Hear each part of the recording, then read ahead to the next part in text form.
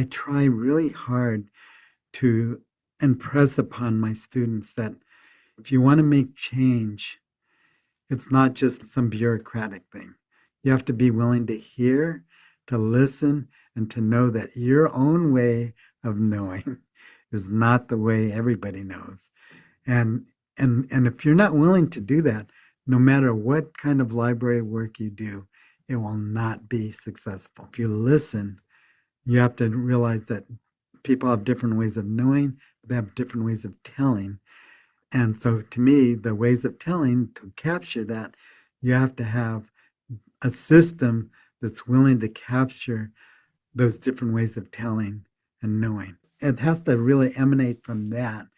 And if you believe that, then every part of librarianship is, affected by this.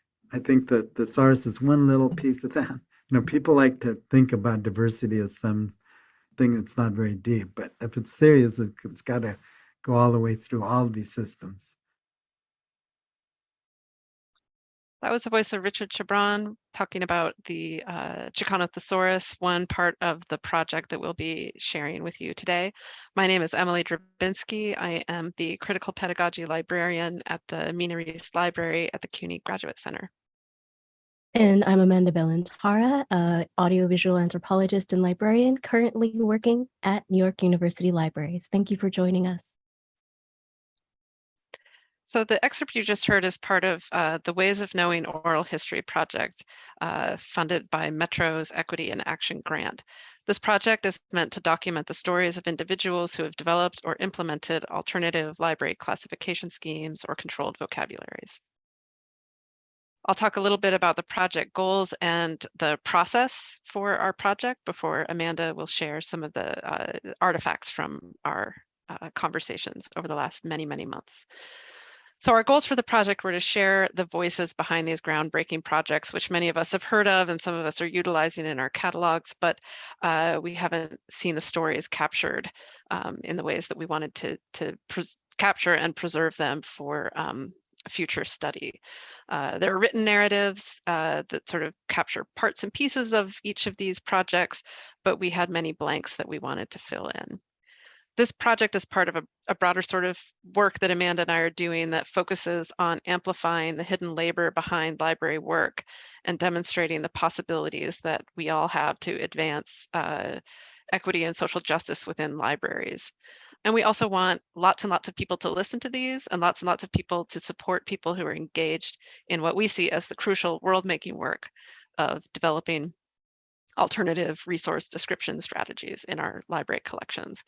And I'm ecstatic to say that we've met our final goal, which is to create primary resources on the topic of critical cataloging and critical classification. And I am so excited for all of the future work that will draw on the stories that we've captured here.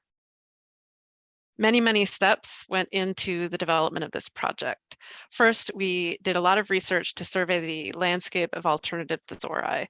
I've written a bit about queer cataloging in my career. Both of us had experience learning about different alternative thesauri and classification schemes, but we did quite a bit of work to identify thesauri that we could document in the project.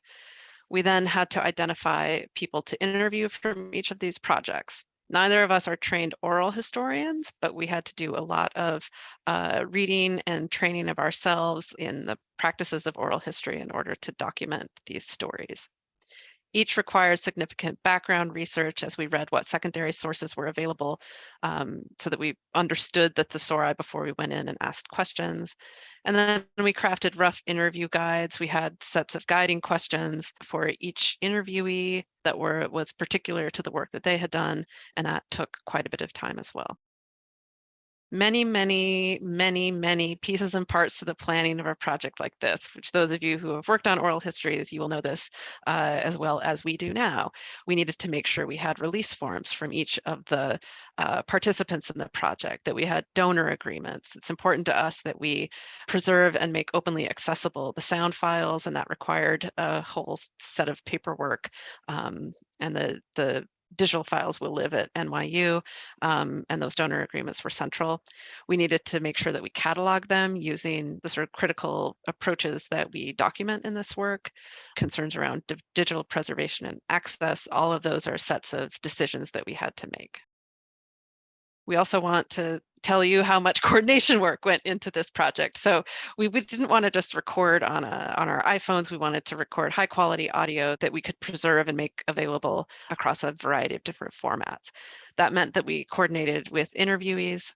We had a local sound recordist. So because of COVID, we weren't traveling and recording on site with people. So I would record on high quality audio in my office, Amanda in hers, and then each interviewee, we had a sound recordist who would record locally, local high quality audio. We had to find recording spaces for each of these interviews, and then we had to coordinate the cataloging of the oral history recordings and make plans and decisions around preservation. So we recorded virtually, in-person tape sync with local recordists, and I had to learn what that was. Thank you, Amanda, for teaching me. And we recorded high quality local audio. And this takes a lot of time. We ran into some challenges, as you can imagine, with COVID, having to reschedule things as people got sick. And each time a little something went off the rails, it was a reset of all of these kinds of coordination pieces and then the high quality recording. After we recorded and recorded each of the interviews, we had to go through an audio editing project, syncing each of the locally recorded tracks, editing each of the recordings for clarity, which took more time than I expected, than I ever knew. So you will hear, if you ask me about this project, what I will tell you is that it was a lot of work, but very much worth it in the end. Each of the files has been mixed and mastered by a professional. And then we created captions and edited transcripts that will make the recordings accessible to a wide variety of listeners, as well as those who prefer to read the transcripts. And when we're thinking about this as a primary source, I think that transcript is going to be invaluable for people writing about critical classification work. We want to give a big shout out to our cataloger, Matthew Haugen at Columbia University, a cataloging librarian who has created high quality records for each of our oral histories. We have a total of 6. So you'll see here on this slide an example of what that catalog record looks like. Quality, detailed records that include terms from the vocabularies themselves, right? So rather than using just the Library of Congress headings, making sure that our catalog records reflect the principles and values that we are committed to. Matthew created 6 new LC name authority records, updated 5 existing name authority records, created 8 Wikidata items, and updated 2 existing Wikidata items.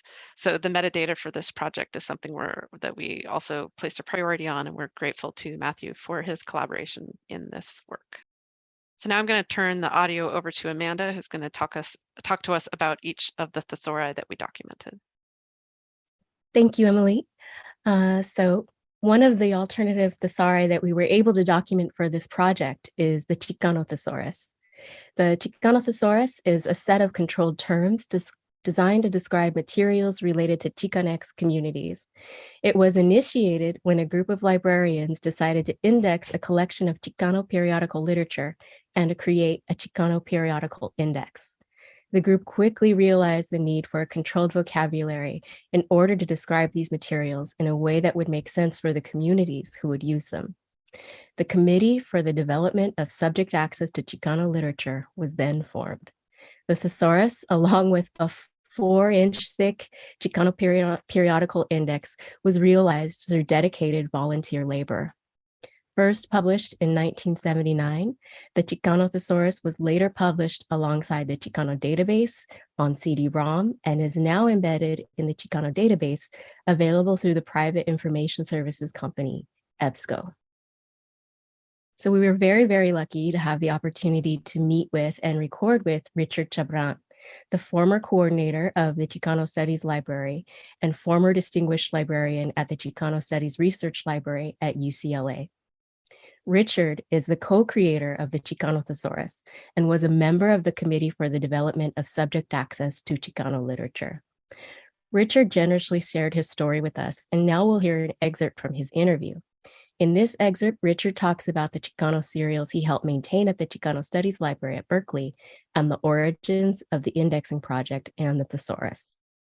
I continued to work on this Chicano Serials project, which had these newspapers and journals and bulletins and all that, which we thought were really important and which took a lot of space in the library.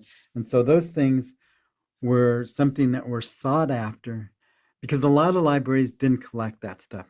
But then, like within about 5 or 6 years, then a lot of libraries thought, wow, we need the, and then the professors at those places and Chicano Studies was developing, they're starting saying, we need to have those titles. And the library didn't have them. And some of them were not in print anymore. So then what we did was we started to microfilm those journals and newspapers, which then we made available through university microfilms to the country. We weren't looking to do this just for one library. We wanted to make these things available nationally.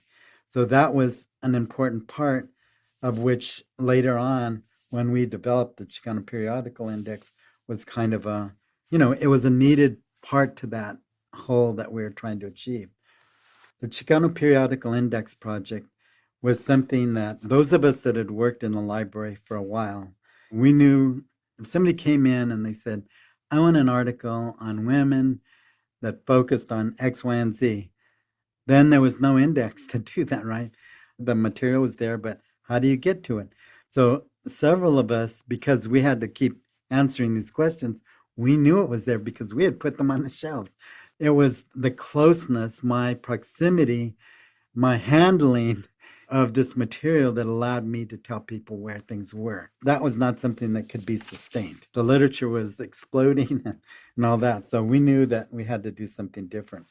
But at the same time, what happened was there was many of these periodicals that became very important were not being indexed by the mainstream indexes. So we thought, well, it's really important for us to do this. In late 1977, I'd been asked to talk to the Texas Library Association, and there was a group of Chicanos and Chicanas that said, can you come and talk about what you're doing? Soon after we got together and we said, we need to develop an index. We didn't have any grants to do it, but we just saw a great need to do it. So in continuing to document the Chicano thesaurus, we also interviewed Lillian Castillo Speed. Lillian is currently the head of the Ethnic Studies Library at UC Berkeley, which now includes the Chicano Studies collection. Lillian was in library school at the time Richard and others were working on the index and the thesaurus. And after a life-changing tour of the Chicano Studies Library as a student, she began volunteering and getting involved in projects there. In graduate school, she wrote an article titled The Usefulness of the Chicano Thesaurus for Indexing Chicano Materials. And later, after assuming the role of coordinator of the Chicano Studies Library, she also became the manager of the Chicano Thesaurus, steering the project through its transition from a print thesaurus to CD-ROM to an online database. And she's also managed revisions of the thesaurus. We'll hear a segment from Lillian's interview now, where she talks about stories that she shares when people visit the library, discussing the Chicano classification system that is still used and the importance of using terms that aren't mandated by narrow standards. I wasn't there at the time, but that's kind of like the legend, the lore, the history that pulls me in. And I repeat to people who come, when I give classes, library classes for students coming in, and I tell them the history of the library and the history of the collections and everything. I've repeated the story many times. And while we're talking about it, the students came upon the class of P and PS, which is literature, language and literature. And they were trying to find a place to put Chicano literature. And at the time, and I guess it still is, that if they put it in the PS class, they would have to make a distinction between things written in English and things written in Spanish or any other language. And they wouldn't have that at all. They, for them, Chicano literature, this is very political too, could be any language. That was just an artificial division. So they created PX as Chicano literature. And that we still have PX. I mean, that is where we have our Chicano literature on the shelves in the Chicano Studies collection at the Ethnic Studies Library. If I have time, I always try to tell that story because they took it on their own. I mean, they saw what the structure was supposed to be, but they made it their own. They altered it. They changed it so it could reflect what they wanted to show, how they wanted things to look, how the world should look from their point of view. That it would be something of their own, that it wouldn't be mandated by what was established already or what was supposed to be, and that often would leave out things that were important to Chicano culture, Chicano experience, Chicano history, just because they didn't fit. That's what I was thinking, is that they did dream of it, and they did see it as important because then it would be their way of expressing themselves. Because the shelves of a library are like a world in themselves. Related to that, what does vocabulary mean for access? That's a big question. I mean, a lot of things come to mind. One is very political, right? And very current. The way people are named or language that's used to describe people is very powerful.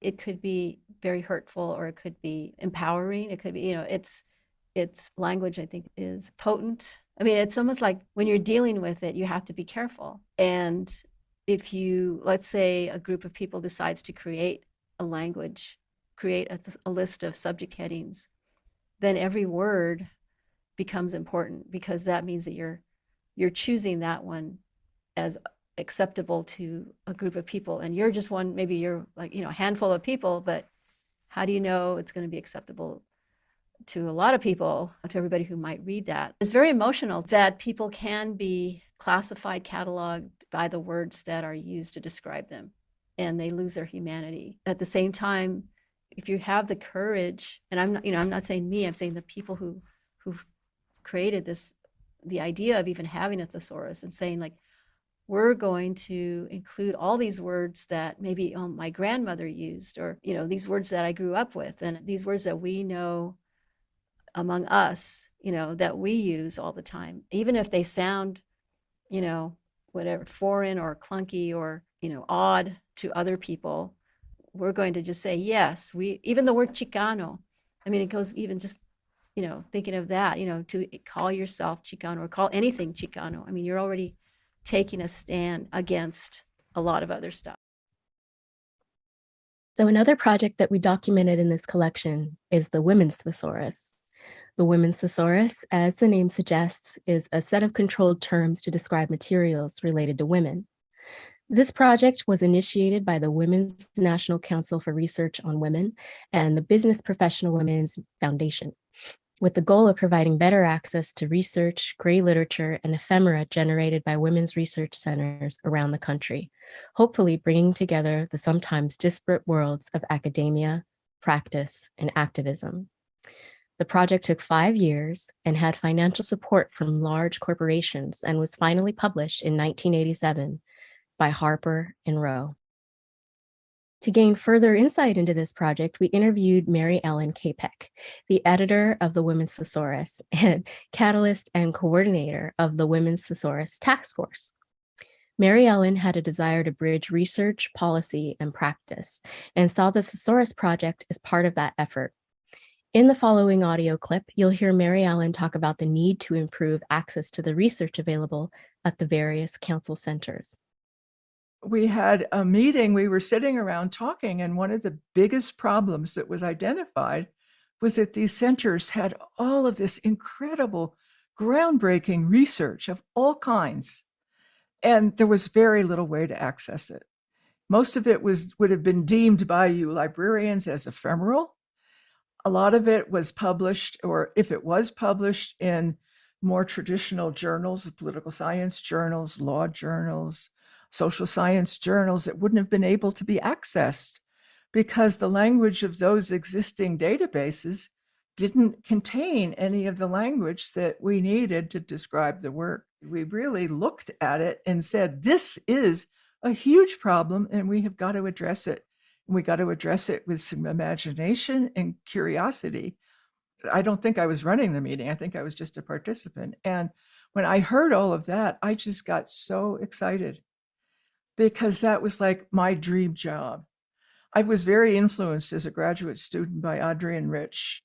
Her dream of a common language was like, lightning going off in my head when I read that book. It was like, here's somebody that understands. We don't have words for the worlds that we're experiencing, for the life that we're trying to lead. We don't have language for it. And I love the title of this project, The Ways of Knowing, because that was really what we were up against. There weren't very many of them back then. And for me, at least, this was an attempt in a very prosaic way to take Adrienne's dream of a common language and put it into practice. And another person that we interviewed about the Women's Thesaurus was Sarah Pritchard, a key member of the Women's Thesaurus Task Force and principal editorial advisor. Pritchard recently retired as the Dean of Libraries and University Librarian at Northwestern University. In the 1980s, Pritchard worked as a reference librarian at the Library of Congress, and her expertise was highly valued by Mary Ellen Capek, who did not have a background in library science. In this clip, Sarah describes the challenges of providing reference services for questions related to women. Can you tell us some of the challenges you face when trying to provide reference service for questions related to women? Well, terrible subject headings. We were in a card catalog era. So it was a very structured card cataloging environment compared to today's metadata without free text searching, with what we call pre-coordinated subject headings. We had to do a lot of work with scholars and users to try to translate their research questions into the best subject headings. And many books had very vague or broad subject headings. And so you'd go to the card catalog, and there'd be 100 cards under some really useless broad subject heading. And it was a lot of headings like women in, women as. There was a lot of extra insight that you had to bring to helping researchers. There were very few bibliographies specifically on women's studies or women's history. So you had to learn a lot about what terms were used by other subject bibliographies in order to get into the material. So really the access was hampered by poor cataloging, vague cataloging, sexist terminology. And then the resources, you often had to be very creative about primary sources. There was really great primary sources if you could finally find them. But often there was a lot of training with faculty to use a primary source that they didn't realize would help them, because it wouldn't be like a book that said how to track women's lives. But for instance, you could, by our own knowledge of the collections, you could show a researcher how to use Sanborn maps to show how women lived in a certain town. But those Sanborn maps sure weren't cataloged that way. Things like property ownership and wills and business records all were under husbands' names because women weren't allowed to own property. So working with people to try to show them how to decipher these sources when you just didn't have the metadata, the cataloging, even the indexing was very, very challenging. All right. So the next project that we documented is the Homosaurus, a controlled linked data vocabulary to describe LGBTQ plus materials. The Homosaurus has evolved from a print Dutch language list from the Homodoc at the University of Amsterdam, an institution that's now known as ILIA LGBT Heritage. And in 2015, it was transformed into an online linked data resource. So we met and recorded with KJ Rawson, the current chair of the Homosaurus editorial board. KJ is Associate Professor of English and Women's Gender and Sexuality Studies at Northeastern University, and also founder and director of the Digital Transgender Archive. We spoke with KJ earlier this summer, and in this excerpt, you'll hear KJ discuss the joyful process of revision. And a little while ago, again, during that same conversation, you mentioned the joy, but you've also written about the process of revision as joyful and cathartic. So can you tell us more about the feelings generated in your stages of revision? Well, one of my favorite earlier memories of the project before everyone started working from home is that we would have a number of our board members who were in cubicle settings and trying to talk about these terms. And they felt like they couldn't say the words out loud. And so you'd hear someone either like whispering, like, butt plug, or something like that. When it was too racy, they would actually just call out the column and row number of a spreadsheet. And it was just this beautifully charming moment where we were all in on it together. We were like talking about something that we knew the straight world around us was not in on. And we would just like laugh and giggle and just like, and some of the terms that we have in the vocabulary are just funny, like especially when you say them aloud in a group of queer and trans folks who don't get to talk about these things aloud very often. It's just been a really fun process. And I also think that some of us have appreciated what we talk about as the world building opportunities with the Homosaurus. So a lot of our terms that have an LGBTQ plus prefix, we then build out those terms as having narrower terms under that. So for example, this is the one we talk about all the time. We have LGBTQ plus beaches. And then under that, we have gay beaches, lesbian beaches. Both of those are a thing. But bisexual beaches, at least to my knowledge, not really a thing, but it's in the Homosaurus. And so we kind of joke about the bisexual beaches problem because it's one of those instances where we don't know that there's any literary warrant for it, but that's never been the reason why we have terms in our vocabulary. So in some cases, we don't say we have to see sufficient usage before we will include a term. We will say, yep, that term may not be a thing, but maybe it will be one day.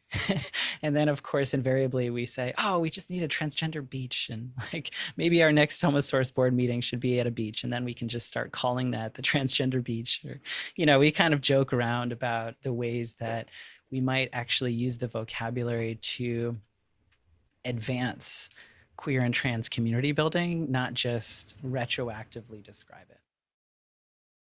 And so we were also very lucky to have the chance to speak with Adrienne Williams, member of the Homosaurus editorial board and cataloging and metadata librarian at the University of Kentucky.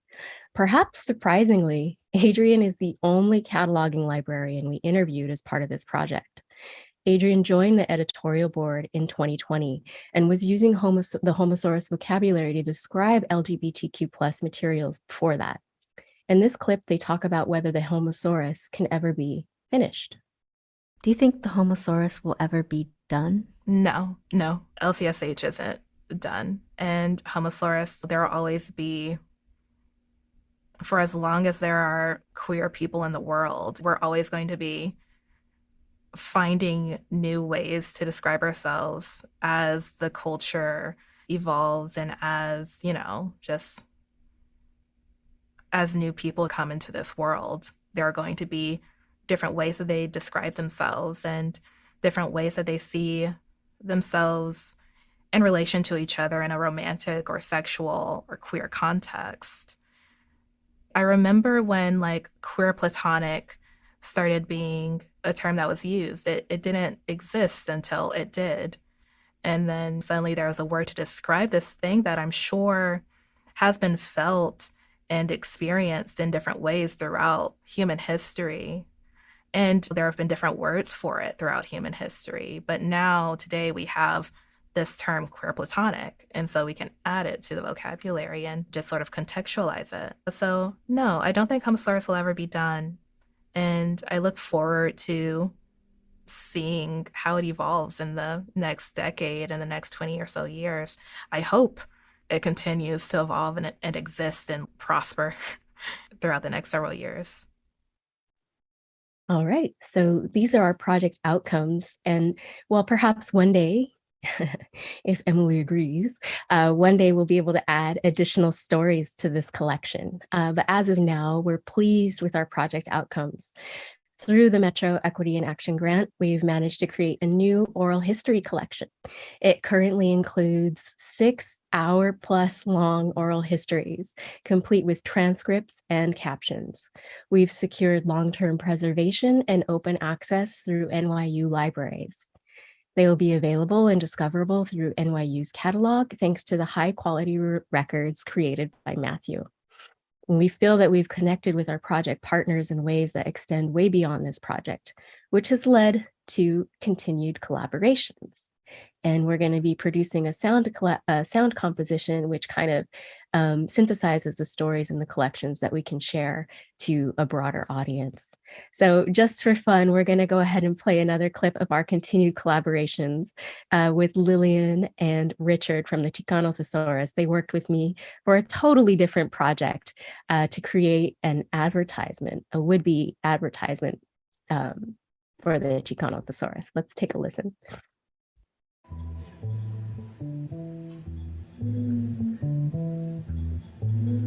¿Estás harto de sistemas que no te hablan? If you never heard of the Chicano Thesaurus, today is your lucky day. Working on a school project on Mexican Americans? You're Mexican American? This is really your lucky day.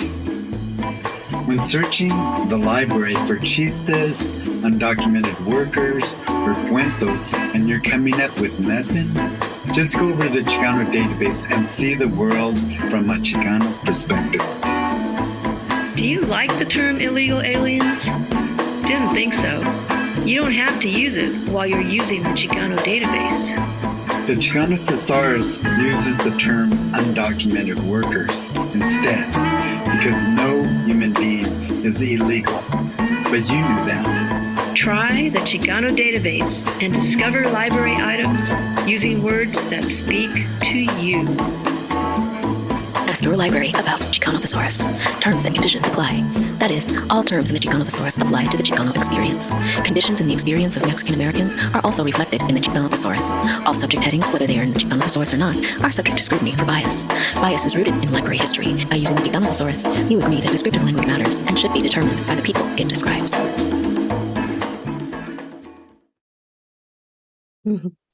And with that, we invite you to stay in touch with us. The full-length oral histories are available now on SoundCloud and Vimeo. I'll be popping the link in the chat in a moment. They'll later be discoverable through NYU Libraries catalog, but we have to wait to make those available there once NYU has completed its alma migration.